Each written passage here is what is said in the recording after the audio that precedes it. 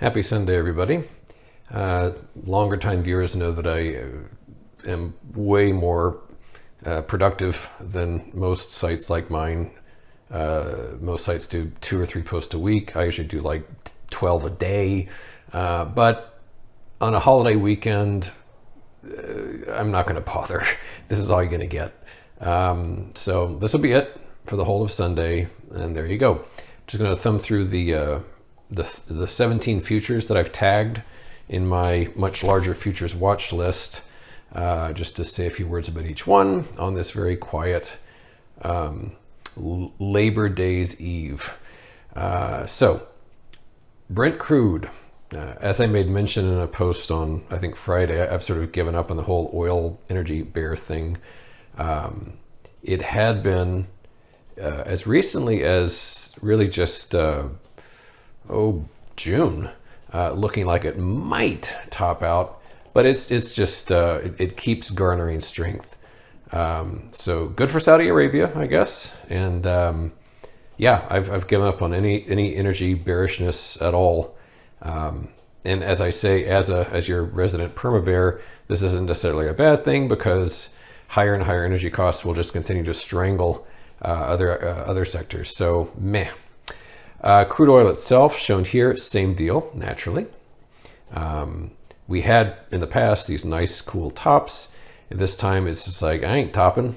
And it's just getting closer and closer to pushing above that. I mean, it's not a bullish chart, to be sure, but it's not bearish either. It's just kind of doing its own thing. So I ain't touching it.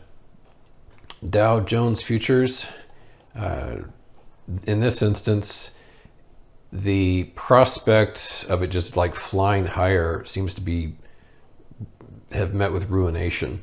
Let me just kind of rough out a bullish pattern here, like so, something like that. Yeah. So as you can see, it was looking like it was going to like screw you bears, because this is quite a good basing pattern here, and it went tearing higher and peaked at the end of July and pooed all over itself afterwards. So it's really damaged this bullish base. And yes, it's recovered some quite recently, but this is much less threatening than it was before. Here's the S&P, a little more familiar futures. I always find it amusing to think that these two zones here were considered like, oh, those crazy overvalued markets we were in. I mean, that was like a total bargain compared to this absurdity right here. So this was the internet bubble, this was the housing bubble, this is the everything bubble, which when it eventually breaks will probably destroy the entire nation, but that hasn't happened yet.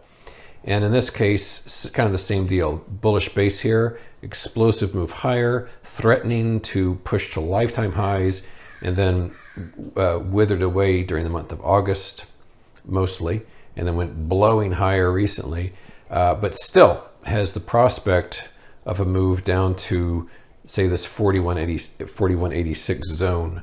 Those Fibonacci retracements, which have done not a terrible job of defining support and resistance, particularly at the low down here. Shame on me for not recognizing it. Good God. I did recognize it, actually. Shame on me for not getting out. I said way before we hit 3,500, and I literally used almost these words. I wrote something like, if and when we reach 3,500, come out and tie my hands behind my back and close my position. I said something really dramatic, which I ignored. So I actually did call the low beautifully. I just didn't do anything about it. So there we have it. So we're kind of in a no man's land right now, or what should I say, no person's land, no fully enabled body land. We're right in the middle of those two fibs.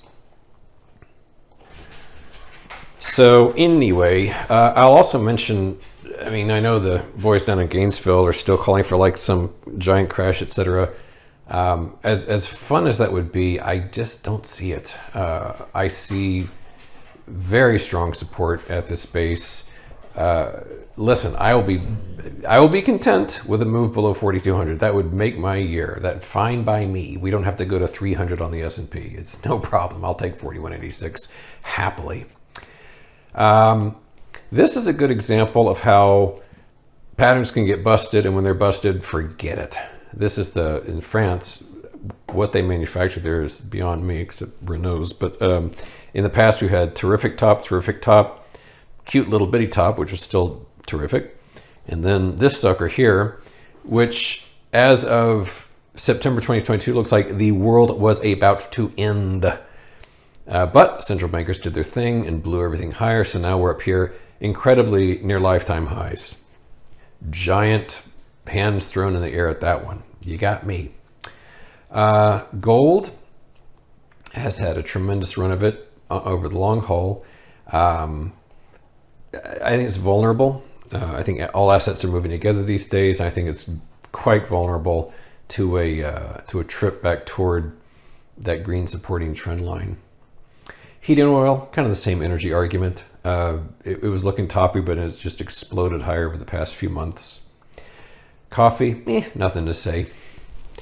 Nikkei futures, kind of the same shock as the French chart we were just looking at, because here we zoom in, and these were two sort of fake out tops here, but we were just basically cruising along for months and months and months, and beginning in basically the billionaire bankers bailout that Janet Trader Yellen constructed, this one exploding higher.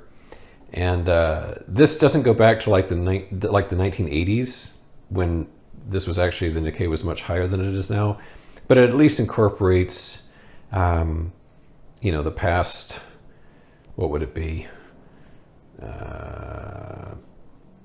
15 years or so.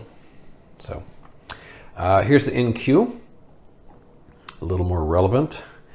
And just as I was saying earlier, I don't have crazy ambitions about how low the ES could go. Same deal here. Although if we get really crazy, like if something totally bonkers happens, like Kamala Harris becomes president or who knows what, maybe get down to this level here, this thick red line, which is really the core base of that pattern. But a little less wild-eyed, I could see us getting back to this blue or this red line down here. Gasoline actually still doesn't look too good. It's probably one of the few energy charts that looks kind of vulnerable right now. Here's the Russell 2000 futures, which is interesting in as much as it's followed a kind of okay sine wave. It's not great. I'll just do one now, just in my mind's eye, it's not looking so good, but we'll sort of try to prove the point and embarrass myself live here. Yeesh, help. Okay, so yeah, as you can see, it's kind of not exactly in phase. It's not terrible, actually. Monkey around with this a little bit. Well, shut my mouth. It actually isn't bad. So, how about that? Kind of looks like a XRT in a way. So we learned something new, didn't we? That's actually kind of cool. All right, I'll leave that there. Sugar, I'm not addressing you. That's how I was referred to as a child. It's one of the many charms of Southern life. Usually something sweet like honey or sugar or angel food, cake. But yeah, sugar's doing well. Wheat shows how inflation quickly became deflation. Everyone assumed post-Ukraine invasion that wheat would be $1 billion a bushel, and it just completely eroded.